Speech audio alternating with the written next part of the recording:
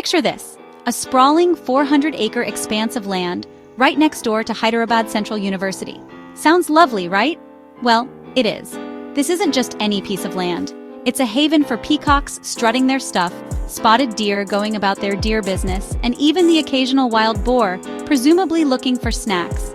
This land, nestled right in the heart of Gachibowli, one of Hyderabad's busiest IT hubs, is like finding a pristine forest in the middle of Times Square.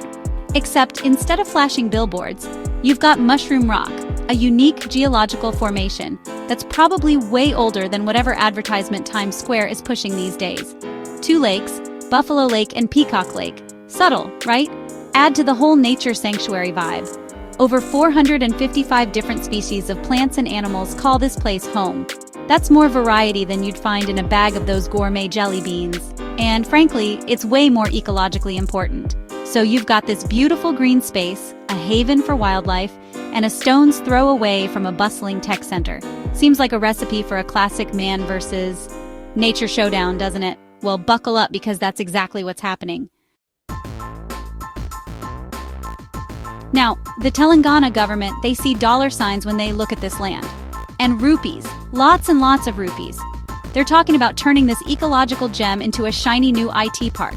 We're talking a projected revenue of 50,000 crore rupees, which for those of you keeping score at home is about $6 billion US.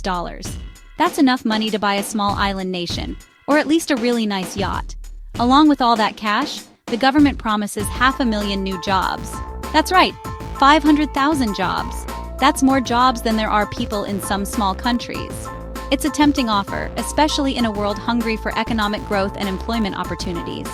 On paper, it sounds like a slam dunk turn unused land into a technological powerhouse, create jobs, boost the economy. What's not to love? Well, that's where things get complicated. This whole land dispute isn't exactly new. It's been simmering for a while, like a pot of biryani that someone forgot to turn off the heat under. Back in 1975, HCU was allotted over 2,300 acres of land, presumably for all their universitying needs. Then, in 2004, the Andhra Pradesh government, which governed the state before Telangana was formed, decided to get in on the action. They handed over the 400 acres in question to IMG Academies Bharat, a company that wanted to build sports facilities. Ambitious, right? Well, IMG Academies, they must have gotten distracted by a shiny object or something, because that project never got off the ground.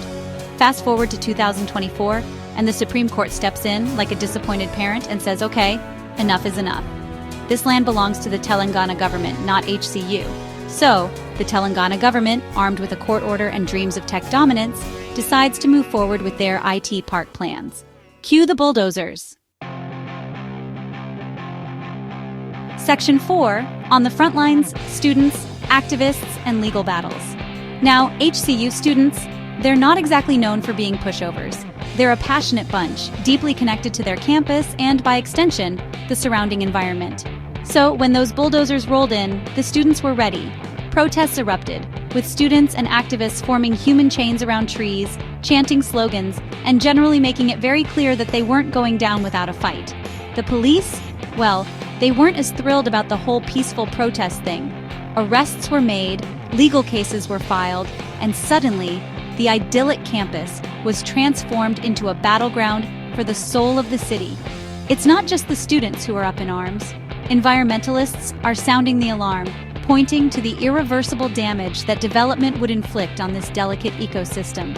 NGOs have jumped into the fray, filing lawsuits to protect the land and its inhabitants. Section 5. Finding the balance: can progress and preservation coexist? This whole HCU land saga shines a light on a much larger issue: the delicate balance between development and conservation. On one hand, you have the promise of economic growth, job creation, and technological advancement. On the other hand, you have the irreplaceable value of natural ecosystems, wildlife habitats, and the very air we breathe. It's a classic dilemma, one that cities around the world are grappling with. As urban populations swell and the demand for land intensifies, finding sustainable solutions becomes paramount.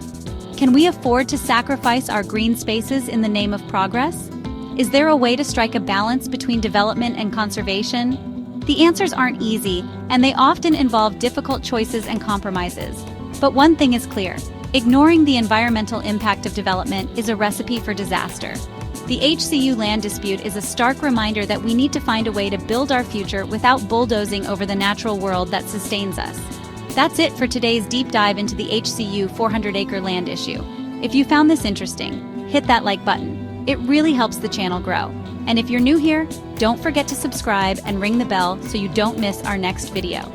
Hyderabad's story is still unfolding, and we'll keep you posted. Until then, take care and see you in the next one.